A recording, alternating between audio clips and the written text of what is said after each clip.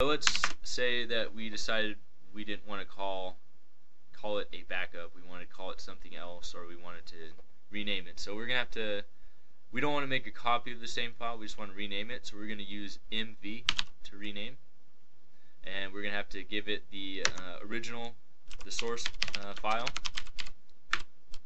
And since we're not actually going to be moving it to a different folder, we can just give it the new name, which is I don't know, we can call it junk backup.txt, and this will rename our file. So hit enter, and if we ls again, we've noticed that we have a junk backup.txt and we do not have a stuff backup.txt anymore because we renamed it. So that'll be handy just in case people name their homework wrong or name their labs wrong. We want to remember that. Now say we wanted to move our stuff.txt to a different folder. So we made a file in the wrong area and we need to move it back into our folder that we want it to be in. So let's type in move stuff.txt. That's our file that we want to move, and then we want to move it into CS videos. So we'll just do a CS videos and then a slash.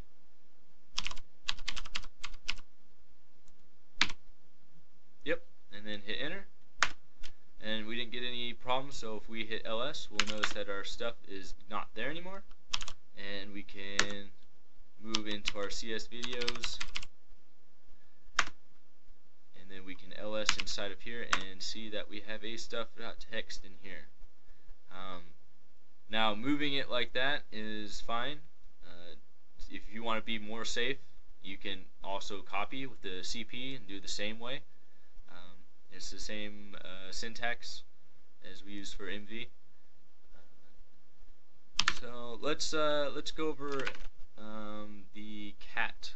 So we want to display whatever's in our file onto the screen without actually having to go into VI. So we're going to stay inside the terminal and do a cat stuff.txt, and this is going to display all the contents that's in that file onto this. So here we go. We have everything that's inside the file on the screen. This can get particularly kind of troublesome if you have a giant file, like if you're looking at some code and it's pages and pages long. So if you wanted to do that, we can use another command called less and then space the file name. Just like how we use cat and stuff.txt, we're going to pretty much display the same thing, except it's going to give you pages that you can go through. And if we had more pages, we'd be able to hit down or something like that to be able to see the other contents of the file. We hit Q to exit out of that. Okay, so now we don't want stuff.txt in the folder anymore, so we're going to have to delete it, and it's not as simple as right-clicking delete. You have to be careful when you delete in a Unix environment because there is no trash can. We cannot redo or undo our delete. We can't do anything like that. So you have to be very careful when you say which file that you want and make sure that it's going to be that. So we're going to go ahead and remove stuff by typing in rm and then the stuff.txt and hit enter. So now if we ls and look at our folder, our stuff is gone. So be careful and yeah, don't add any extra characters that you don't want. Nope, make sure that you're deleting something that you want to delete. You're not going to get it back. If you delete, on another note, if you delete something that was extremely important, you can actually talk to the faculty at CSUV to see how you can probably get it back. Steve will probably do some sort of rollback on your account. He can probably do that. Sometimes it does not help though, so you just want to avoid something like that altogether. So those are some pretty basic Unix commands that you'll need to be able just to manage all your files or be able to fix some things that you may have messed up with just your placement of files. So I guess we'll go into Pine. All right. And this is I'm so used to just slamming the ls. Let me go ahead and be the one that explains Pine. Okay. All right. When you type in the command Pine, you open up your personal email that was assigned to you through Sleipner. I am going to show you how to actually send an email through the main command menu. So when you open up Pine, you're greeted with this. If it's your first time, it'll I think it'll give you like a little welcome screen or something like that, and you can just type in Y or something like that, and you'll continue into the screen. What you're gonna do is you're gonna click on M. Well, not click, but press M. Here we go. I like this a lot better. It's a lot more intuitive. You get all your commands. So let me show you how to compose a message real quick. When you go over here, you can either press C or you can just press enter. Alright. Faculty at CSUV can actually be emailed by typing in their names. It'll actually autocomplete their email for you. For example, if I were to put Mark, it says Dr. Mark Thomas. If I type in Donna, we get Donna Myers. If we get Melissa, get Dr. Melissa Downford. But if you want to, let's say, send an email to a friend, if I were to type my name and press enter, nope, not cool enough to get one auto-completed. So you actually have to know their full Sleipner email. So I know mine, so I'll send an email to myself.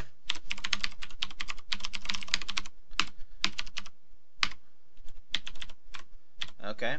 Put a subject in here.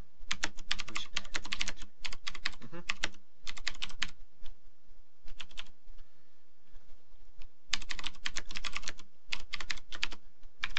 Okay. So let me show you how to actually attach something to this, because you're probably going to have to attach something to an email to a professor, like your source code or something like that. Make sure you ask your professor how does he want your code to be submitted as, because it's kind of a big deal. Alright, so if you look at the bottom, you're always going to have commands, and if you press the button, they're pretty self-explanatory on what they do. The little arrow that's pointing up means control. Since it's control and a letter, you type them together and you actually get to do that command. I'm going to show you now how to attach a file. So let's say I want to send somebody that junk.txt that was in Kevin's folder. So I'm going to go ahead and go up to attachments. You can't actually do this from anywhere else. It has to be from attachments. So we go to attachments and we type in Control T, and it'll take us to this screen over here. Now we're going to look around to see if we can find the junk.txt. Oh, it's right here. Alright. We just press enter on this one. And there it is. And we can actually put a little message in here. Something like that. I want to go back there just for 1 second. I want to show you how to actually pop out of a directory. So those are all directories. You can tell by the fact that it says dir. Well, dir. Go into one. Parent dir. Parent directory. So we can go back and we're back to normal. Awesome. So you can actually send. I'll send it back up too. You can send multiple files. Actually, yeah, it is. There we go. So you can put something in here. Yeah, you can send all you want. Make sure, by the way, that what you're sending is to the correct person, and it's something that you want them to read, and it's something that you want them to receive. All you're gonna get, for example, let me go ahead and press the send command, which is Control X, is this right here, which is this is the only verification that you get. Is the last thing before it actually goes out. So if you press yes, it's gonna go. It went. Let me go into my message index real quick. I just press left. We go to send mail, and There it is. We sent it.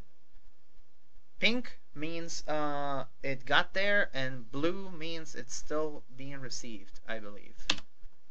And you can also check your inbox from the message index. So you go to M, which brings up this menu. You go to message index, and go to left, your inbox, and Kevin has no messages, because I guess he read them all. But if he had one, it'd be in there. And every time you read a message, when you quit Alpine or Pine, it'll go into one of those read mails. So let me show you how to quit real quick. So you go to main by pressing M.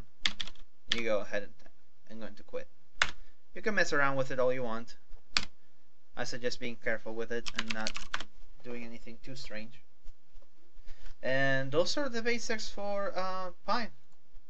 And I think that is all you need to complete lab number 1. So this is going to be it for the lab 1 videos, and we will see you again for lab 2. So see you guys later.